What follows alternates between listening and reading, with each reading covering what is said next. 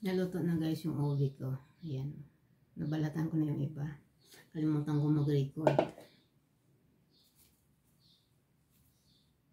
Tapos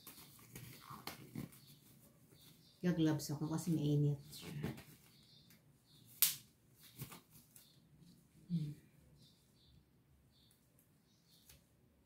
May nakuha pa naman ako doon sa mga parang dry na ba siya guys. Ayan. At paano, may konti ako nakukuha. Sayang din naman yan. Kasi pera pa rin yung binili mo. Diba? Ano na kasi, yung dry na ba? Siguro tagal na kasi to guys. May matagal naman ang buhay ng ubi guys. Pero syempre pag tumagal na talaga, nasisira din sila. Yung nagda-dry na yung loob, yung ganon. Kaya, yun o, katulad niya no. Dry na yan, kaya nang itim. Pero ayan, may nakukuha pa naman ako. Ilang minsan, ito lang problema minsan pag bumili ka ng ube, tapos hindi ka marunong pumili. Ay, syempre minsan may mga, kaya minsan naiirita sa akin yung mga tindera. Kasi minsan yung boss ko bibili, sabihin ko sa boss ko, hindi yan maganda. Kasi lumaki ako sa bundok guys eh. So alam ko yung maganda at hindi. Kahit pagdating sa mga gulay, alam ko yung luma na, saka hindi luma.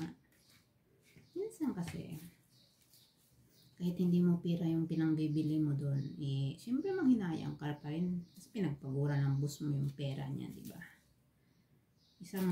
Isang bagay yung magandang gawin mo. Ang mabuting gawin mo ay yung magkaroon ka ng malasakit sa amo. Hindi porket hindi mo naman pera, eh, wala ka ng pakialam. Ganon. Kung alam mo namang hindi maganda, edi sabihin mo hindi maganda para hindi nasayang yung pera. Kasi sa Batangas nila yata ito binili. Galing kasi silang Batangas eh. Tingnan tulad niya no, parang halos wala na akong makuha except itong napakapraso. Kunti lang. Parang sa gilid-gilid na lang niya. Kasi yung gitna niya wala na talaga. Ayan o, tingnan mo. Yan, ano, diba? Wala akong nakuha dyan. Kunting-kunti lang. Kaya, minsan talaga, lugi ka. Ang mahal pa naman ang kilo nito kasi hindi na panahon. Minsan, maabot ng 80 pesos. Ito, hindi ko lang alam magkano bili nila. Minsan nga, 120 pa. Diba? Yung bigat-bigat kayo ng ubi guys.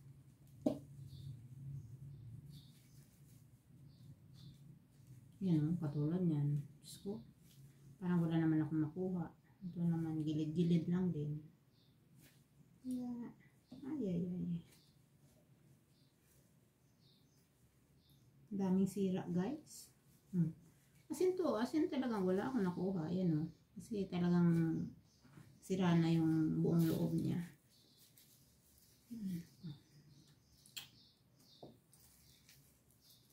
Sila ate lang kasi bumili nito guys eh. Hindi man ako kasama kasi hindi ako sumama. Batangas. Katulad nito, ito lang nakukuha kong kapiranggot. Mas maraming natapon. Ayun ako.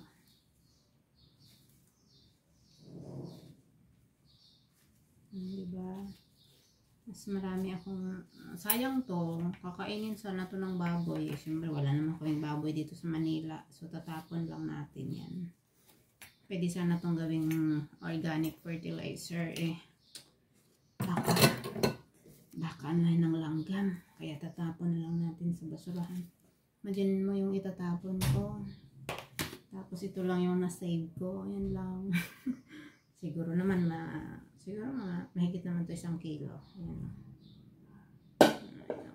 Okay guys.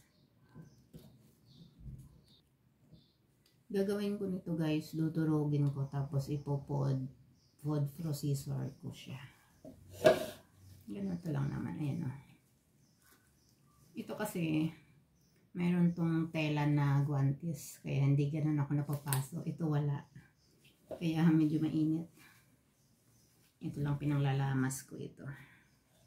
Support lang ito kasi wala tong tela.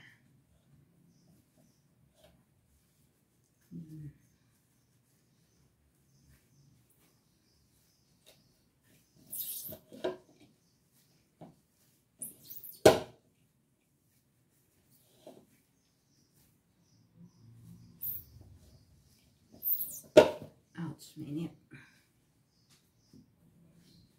Nakakapagod din guys gumawa ng ube kasi pagkatapos mong lagain, balatan, durugin, pag nag-mix ka na nito talaga yung pagluto na mga 1 oras din mahigit.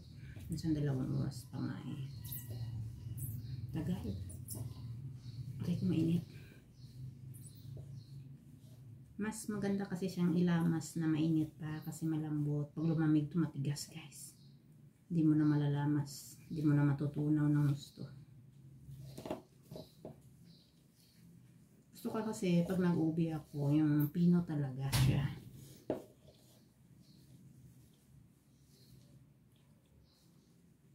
Ayaw ko nang may mga buo-buo pa.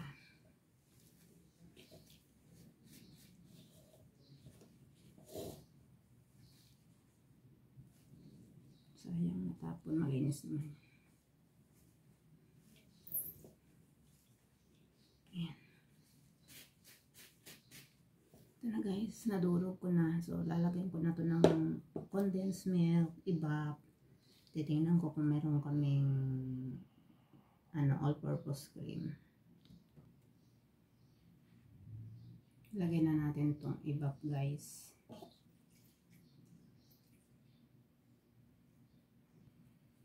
Bali 2 ibap guys. Ay, pero hindi ko muna ubusin, baka sumobra naman. Parang isa lang at saka 1/4 nilagay ko muna.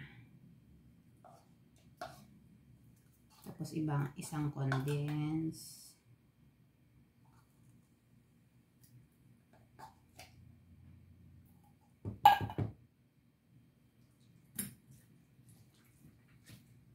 So yung kalahati. Isa't kalahating condense guys.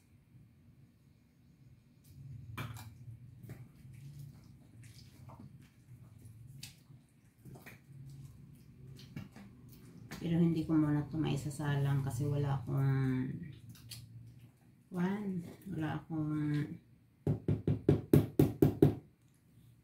all-purpose cream. Kailangan kasi may all-purpose cream para mas masarap. Tapos itong cheese.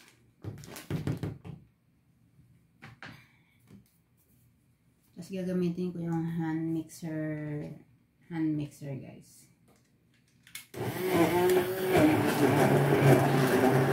Para siya maging pino.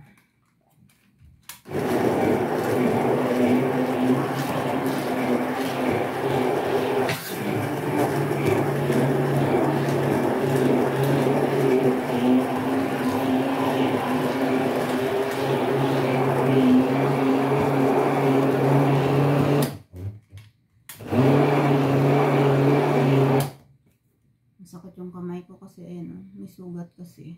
Nasugat ako sa pangkat ng namin tawag doon, Scotch tape.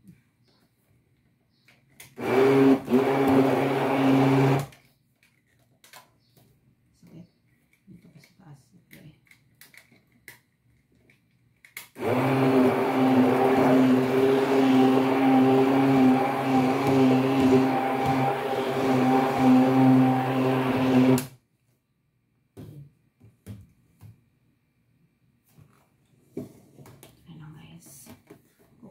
Kutsara para matikman ko yung tamis.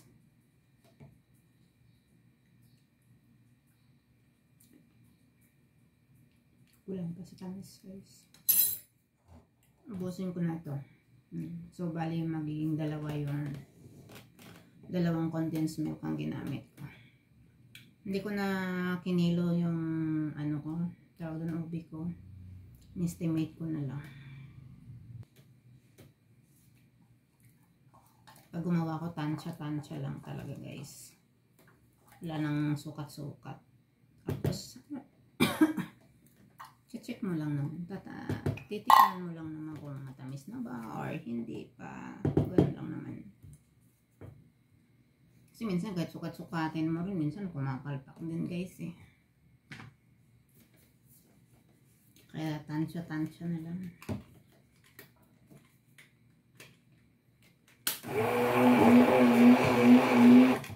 Dagdagan ko ng iba kasi medyo matigas na hindi kaya ng mixer.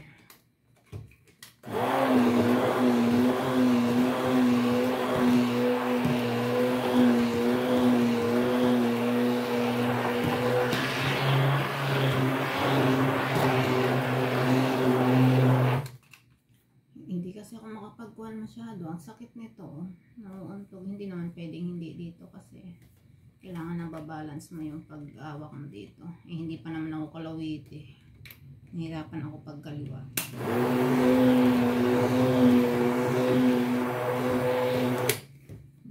Hindi talaga komportable yung kaliwa.